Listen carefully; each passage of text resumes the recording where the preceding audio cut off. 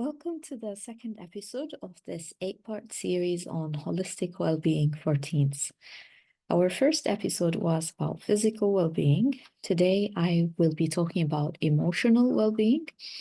And next time, I will be talking about mental well-being. Now, emotional and mental well-being, they go together because our emotions and our thoughts are very interrelated. So keep that in mind. So let me begin by defining emotional well-being. And what it really means, emotional well-being is the ability to manage your emotions without having them stand in your way. And why is managing emotions important for your teen, especially? Because emotions impact their thoughts, their thinking skills, and their decision making. Emotions also impact their physiological state, their physical health. You know how emotions are visceral in our body. Um, every emotion has a certain feeling that you feel in your body, a certain sensation, a certain impact. And emotions also impact your teens' relationships and their social skills. When you help your teen develop their emotional intelligence skills, then you're really developing lots of their other skills, including their self-awareness, their self-regulation. They will have a healthier response to life instead of reacting to life. They will be more resilient, more confident. They will have better relationships. And they will also be able to do better decision making and problem solving. And all these skills, they can make a significant difference in their life. And these are basic skills they need to carry with them into adulthood. Let me now provide a little context around teens and emotions. Now, during the teen years, typically our kids are still developing their mind and their brain. The prefrontal cortex part of their brain is also growing, and that part of the brain it's responsible for reasoning and logic. Now, there's another part of the brain, and that's called the limbic part. And during the teen years, that limbic part plays a stronger role because the other, the prefrontal cortex is still growing. So the limbic part of the brain, that one is responsible for emotional responses and behaviors that we need for survival, like feeding, caring for our young, fight or flight responses. So what this actually means is that teens can be emotional and they can be impulsive, and they're more likely to act on emotions rather than rational thinking. Why? Because their brain is still growing. So please lower your expectations. Okay. And another thing you need to be aware of is that one's emotional state is also greatly impacted by hormones. So there is a part of the brain that's called the hypothalamus system, and that's responsible for keeping the body in a stable state or internal balance, and it controls the production of hormones. And teens are going through a phase where their hormones are not stable. Again, it's a very normal part of adolescence and sexual maturity, whereas there's a great fluctuation in the hormones that are being produced and the sexual hormones especially. And these fluctuating hormones, they don't only affect their body and, it helps them grow into adulthood, but it also impacts their emotions and their moods and correspondingly their behaviors.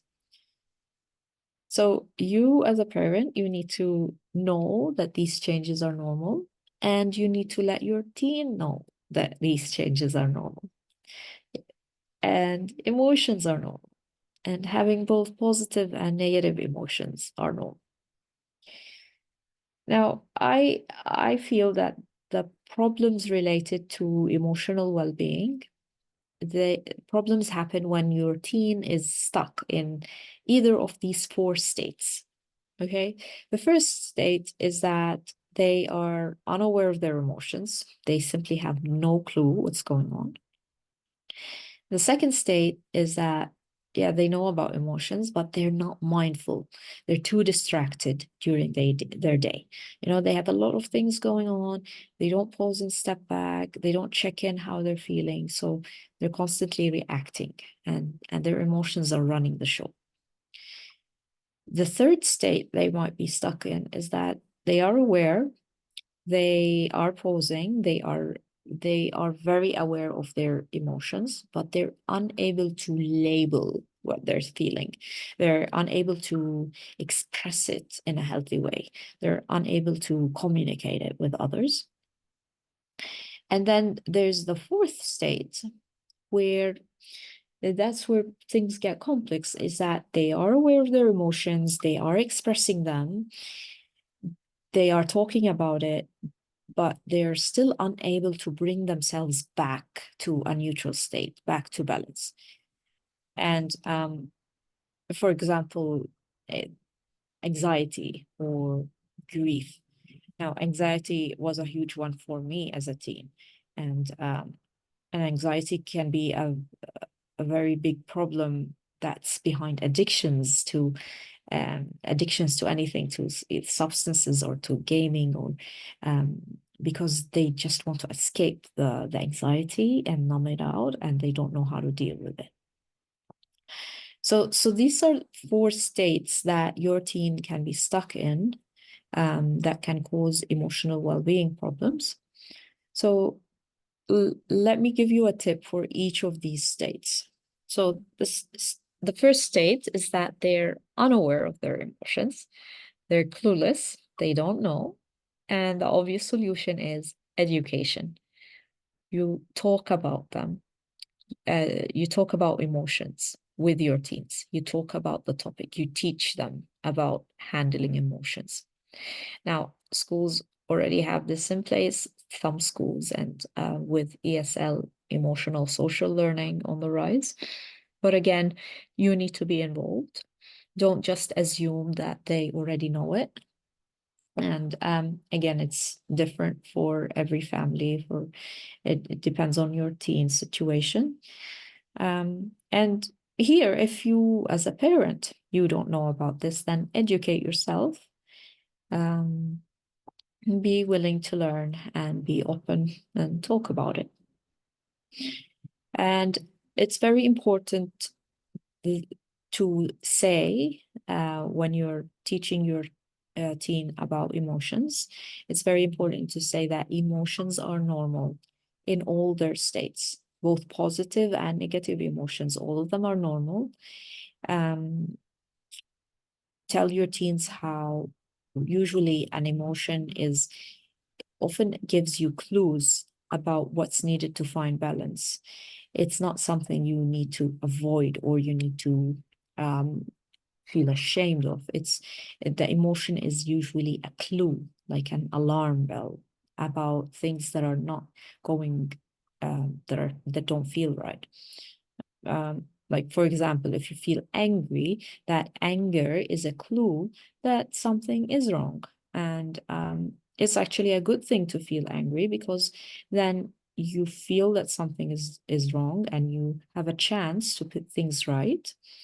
And of course, the way to go about it is to find a healthy, safe way to express your anger. It's anger can be really beneficial to help you speak up. And speaking up doesn't have to be shouting or forcing your opinion on another, or becoming violent. It's just using the right kind of words and in a polite way. And repressing anger, for example, is not healthy, because you are actually it's like betraying yourself. You feel angry. You need to acknowledge the anger.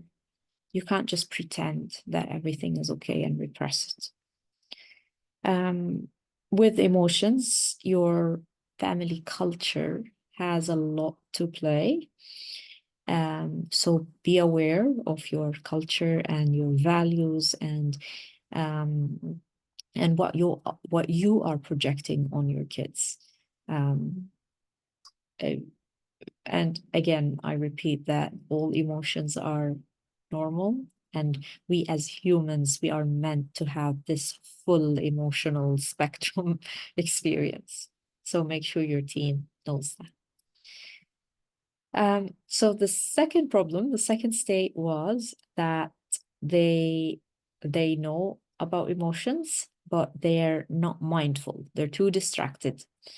They they have so many things going on, they don't have time to pause. So the solution here is to introduce them to mindfulness, to help them develop a mindfulness routine. And that could be very simple, like just taking 3 minutes in the middle of the day to just sit still and check in what's going on, and to ask themselves, how are they feeling right now? Just that check-in, pausing and checking in. And of course, you as parents need to help them build up that habit. You need to insert those pauses. You need to have those conversations, and you need to be role models yourself as well. If they see you pausing, and they will naturally pick up the habit. Okay, the third state that might cause emotional well-being problems is that your teens might be aware of their feelings and they might be pausing, but they are unable to express it. They are unable to give it a label. So they find it very hard to express it in a healthy way and to communicate it with others, in a healthy way. And the solution here is to introduce them to self-expression tools. And the self-expression tools are it can be anything. It might be related to words, how to use language as a way to express. So you help them label their emotions. And one thing that can really help, if you Google emotions wheel, you will find a wheel with all the labels of emotions. So once we give it a name, then that's a way to express it. And another healthy self-expression tool is journaling and writing. And again, it's free writing, and we're just getting the emotions, we're giving them form in the shape of words. And it can be poetry, it can be scribbles, it can be, it can be nonsense things. We're just channeling them into form. And of course, it can be art. It can be any kind of art. It can be music. It can be any form of creative expression. It can be dance. You can use your body to actually express that emotion, and by dancing or moving, it's a safe creative outlet. And again, let them know that all emotions are normal. It's even negative emotions can be, we need to go through them sometimes, and having a healthy self-expression tool really helps. And now we come to the last situation where your teen, they are aware of their emotions, they're taking time to pause, they are expressing them. they are talking about them, but they seem stuck in that state, and they're not able to bring themselves back to neutrality or to balance. And as I said before, two big examples are anxiety and grief. Now, the solution here is a bit more complex. So the first step is really to get to the core root of the emotion. And it could be many things. Sometimes there might be another emotion underneath the emotion on the surface, and this hidden emotion is not being properly expressed. It's like being repressed. So now we're back to the previous situation, number 3, where that hidden emotion is the emotion that needs to be expressed, but your teen is just not allowing it to go up. And sometimes the core root is a deep unmet need. They have a need for, maybe it's a need for love, or need for belonging, or need for adventure, or, your kids have many needs. So maybe there's an unmet need that you need to take care of. Sometimes it's, external stress at school, or an event in the past or ongoing that they haven't recovered from yet. And sometimes also the root cause of an emotion, it can be a physical health reason. And they might have a nutrition deficiency. It's really your physical well-being also impacts your emotional well-being. So you have to really dig deep to understand what's causing this, what's causing your teen to stay stuck in this emotional state. So after you get to the root cause, then you are able to really give it the solution that it needs. And of course, it depends on the root cause. You might, sometimes you might be doing all the good things, all the right things that you feel that are right, but they're not really addressing the root cause. So that's something you need to be aware of. And of course, you must always engage your teens in activities that move them into positive emotions, like unconditional love in the family, feelings of them belonging to the family, involving them in family activities, playing, just caring and being present with them. And um, love is the antidote to everything. And again, there are different modalities available. It depends on your teen's unique situation, and your teen's unique personality. Okay, so this was our session, our episode on emotional well-being for teens. It is a very big topic, so I really invite you to take the time to pause.